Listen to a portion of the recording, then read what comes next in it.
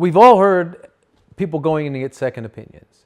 But in reality, they're not really second opinions. They're the second first opinion. If you go to any conventionally trained oncologist, they have going to give you basically the same opinion. They may differ a little bit in which order to do things, or they may be involved in some clinical trial, so they're going to have access to some other chemotherapy or targeting agent. But basically, you're going to get the same opinion. It's much like going car shopping and you go to two different Ford dealers. But they're definitely not going to sell you a Chevy. So this is the way it is. So I don't consider that a second opinion. But let's call it a second opinion. So I went to Johns Hopkins, I went to Sloan Kettering, and I even went to MD Anderson. And they all said the same thing. Well,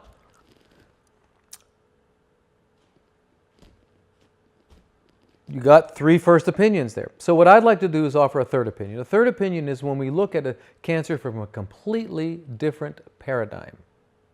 And that completely different paradigm is not using the medical model, which views people as being a victim of their genes, that DNA runs everything, and that illness and sickness is just simply bad luck, and that the only people that can save us from this are the drug companies and the doctors.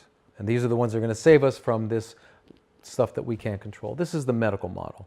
Okay. The other model is that actually our genes are only blueprints and they're responding to what's in the environment. I mean, if there's too much glucose, my genes are going to downregulate and stop making so many insulin receptors, et cetera, et cetera, et cetera. So really, genes are response mechanisms. They're the places where we get parts, excess parts, or don't get excess parts. So they're not really the ones that are controlling the destiny. So the destiny is not in the genes. So it's a completely different paradigm. And we also, the medical model, the paradigm of the medical model is the disease model. And that is that the diseases are these entities, these things that get into you, and you got to get rid of them. So you go to the sorcerer, to the witch doctor, and they give you a magic potion, and you get rid of this thing, this diabetes. I got a diabetes in me, and over here I have a hypertension, and you know, we talk about diseases as if they are these things, and we need magic potions. When in fact, what we're calling diseases are really the body trying to protect itself under an adverse condition. I mean,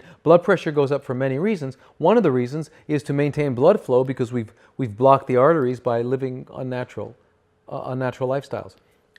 Unnatural, eating food that normal 21st century food is definitely not natural.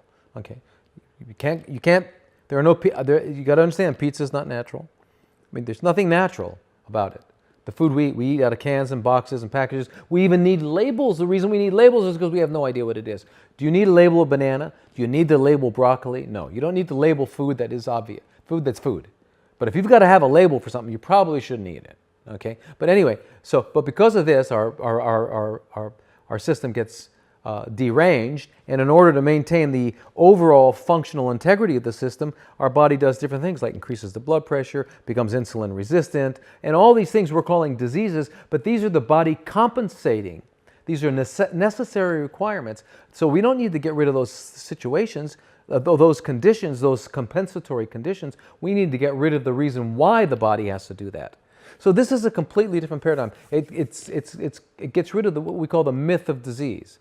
And we regain a respect, and we honor, acknowledge that nature is at work and that our bodies are a part of nature. And nature is a perfect, incredibly incomprehensible thing. I mean, there's 100 trillion cells here. 100 trillion cells performing 1 to the septillion chemical reactions every second, making 2 to 3 million new cells per second, all coordinated. I mean, come on, this is a pretty perfect system. So, and it's going to balance itself. So what we're calling diseases are our body compensating. The reason it's compensating is because we have violated natural law. So by going back and living according to natural law, living within our biological requirements, our body hums. Just like you put the right gas, the right fuel, you do the right things, a car, it's going to hum. We hum.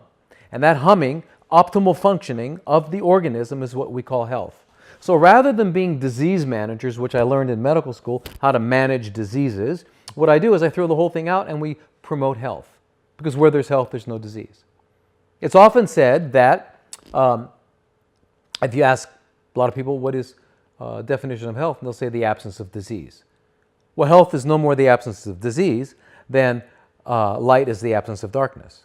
That's insane, right? How much darkness would you take out of the room to find the light? It's ridiculous. Okay, it's the opposite. Darkness is the absence of light, and disease, as it's called, is the absence of health. So restore health, and it's all gone. Put the light in the room, and there's no darkness. So it's a completely different paradigm, a completely different way of doing it. So the third opinion would be, give us a call. Let's talk about it. Let me tell you how you can restore your health. And by the way, what's very, very interesting and very important to know, that which is required to be restored to health, the same is required to maintain health. So anything that I ever recommend to people is something that I do, you know. So because I want to stay healthy. I got this habit, it's called breathing. I really like it, and I just wanted to keep doing it for as long as I can.